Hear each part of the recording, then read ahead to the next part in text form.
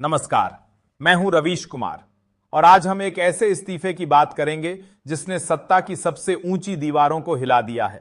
संसद के मानसून सत्र से ठीक पहले उपराष्ट्रपति जगदीप धनखड़ का इस्तीफा आना कोई सामान्य बात नहीं है। यह एक घटना नहीं बल्कि एक संकेत है, और वह संकेत उस तंत्र से आता है जहां निष्ठा भी समय की मोहताज होती है, जहां पद की गरिमा सत्ता की मर्जी पर टिकी होती है, जहां उपराष्ट्रपति भी अपनी इच्छा से नहीं बल्कि इशारों से काम करते हैं, और जब इशारे बदलते हैं तो पद भी छूट जाता है। क्या नरेंद्र मोदी की सरकार के लिए खतरा बन गए थे जगदीप धनखड़? क्या उन्होंने विपक्ष के नेताओं से कहा कि इस सरकार को गिरा दो? क्या वो सत्ता की कुर्सी को हिला देने वाले शब्द थे जो सत्ता को नागवार गुजरे? क्या यही कारण था कि जिन कांग्रेसियों ने उन्हें हटाने की मांग की थी आज वही आंसू बहा रहे हैं? क्या यही वही खेल है जो सत्ता की चुप्पी में सबसे ज्यादा चीखता है? कल रात उपराष्ट्रपति का इस्तीफा आया, मगर उससे एक दिन पहले ही उनकी टीम अगले दिन की मीटिंग्स की तैयारी कर रही थी, कार्यक्रम सेट किए जा रहे थे।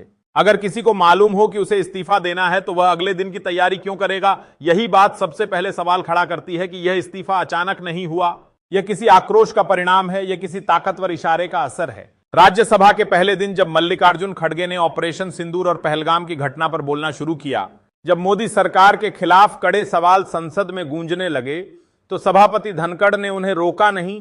ये वही धनखड़ हैं जो हर बार विपक्ष को टोकते थे, रोकते थे, उनकी आवाज दबा देते थे, मगर इस बार उन्होंने सबको बोलने दिया।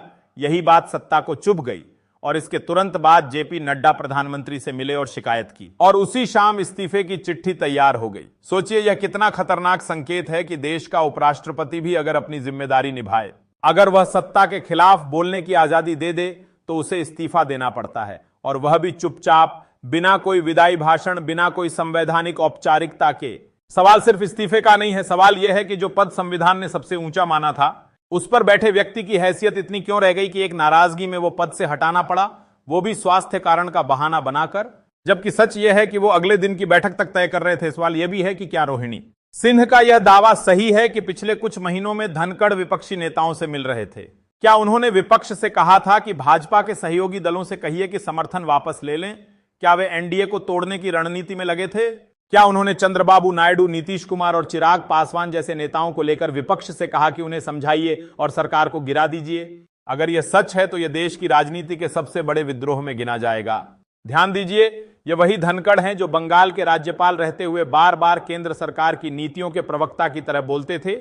वही धनखड़ जब उपराष्ट्रपति बने तो हर मुद्दे पर सरकार की तरफ खड़े दिखे, यहां तक कि उन्होंने संसद में विपक्ष को बोलने तक नहीं दिया।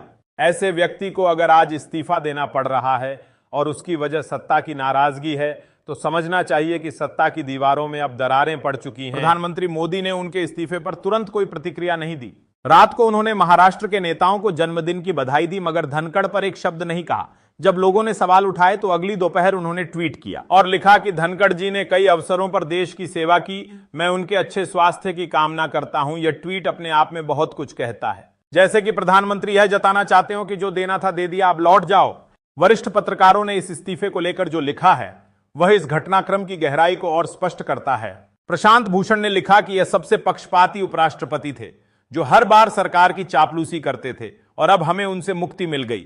वरिष्ठ पत्रकार राजीव रंजन ने लिखा कि चुनाव आयोग के प्रमुख से लेकर आरबीआई गवर्नर तक और अब उपराष्ट्रपति, सबका इस्तीफा ऐसे आया जैसे कोई ऊपर से कह रहा हो। डॉक्टर मुकेश कुमार ने लिखा कि यह इस्तीफा एक राहत की तरह है, क्योंकि धनखड़ ने संविधान की मर्यादाओं को नहीं निभाया बल्कि सत्ता के तलवे चाटने में लगे रहे। मगर सबसे बड़ा मोड़ तब आया जब कांग्रेस के वरिष्ठ नेता जयराम रमेश ने धनखड़ की तारीफों के पुल बांध दिए। उन्होंने लिखा कि धनखड़ नियमों और मर्यादाओं के पक्के थे। उन्होंने विपक्ष को जगह दी, न्यायपालिका की जवाबदेही की बात की, किसानों के हक में आवाज उठाई। उन्होंने इस्तीफा अपनी अंतरात्मा की आवाज पर दिया और उन्होंने लोकतंत्र के लिए खड़े होने की हिम्मत दिखाई। यह वही जयराम रमेश हैं जो कभी धनखड़ को हटाने की मांग कर रहे थे, आज उनके लिए श्रद्धांजलि जैसी भाषा लिख रहे हैं। और यही बात विपक्ष में दरार का प्रमाण है। अब लोग कहने लगे हैं कि क्या जयराम रमेश स्लीपर सेल हैं? क्या वे वो नेता हैं जो विपक्ष के भीतर से सत्ता के लिए काम कर रहे हैं? इस बीच संसद में कोई विदाई भाषण नहीं हुआ, कोई धन्यवाद नहीं हुआ, और उपसभापति की अध्यक्षता में सत्र चलाया गया। यही दिखाता है कि माहौल कितना तल्ख हो चुका था।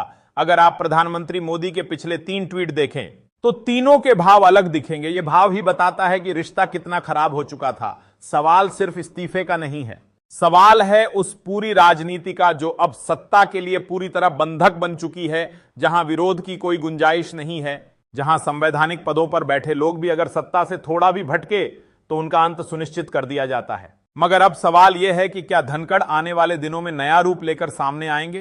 क्या वे एक नए सत्यपाल मलिक साबित होंगे? क्या वे खुलकर बोलेंगे? क्या सत्ता के भीतर के राज अब बाहर आने शुरू होंगे? यह समय है जब हम सबको सतर्क रहना चाहिए, क्योंकि अगर उपराष्ट्रपति जैसा पद भी सुरक्षित नहीं है। अब सवाल यह उठता है कि क्या जगदीप धनखड़ को सत्ता से इसलिए हटाया गया क्योंकि उन्होंने विपक्ष को मौका दिया?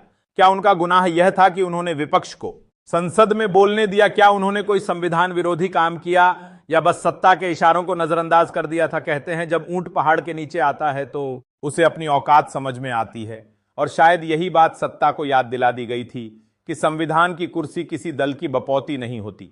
अब सोचिए कि क्या अब वो समय चुका है जब सत्ता की गाड़ी से उतर चुके लोग फिर से वही बातें करने लगते हैं जिनका साथ उन्होंने सत्ता में रहते हुए कभी नहीं दिया था? क्या आप धनखड़ भी वही रास्ता अपनाएंगे जो कभी सत्यपाल मलिक ने अपनाया था? क्या अब वे एक नई आवाज बनेंगे या फिर सत्ता की नाराजगी से बचने के लिए चुप रहेंगे? तो आम जनता की आवाज की कीमत क्या होगी, यह सोचकर ही डर लगता है। अगर यह वीडियो आपको जरूरी और सच लगा हो तो इसे ज्यादा से ज्यादा लोगों तक पहुंचाएं। पहली बार आए हैं तो चैनल को सब्सक्राइब करें। हमसे जुड़ने के लिए बहुत बहुत धन्यवाद।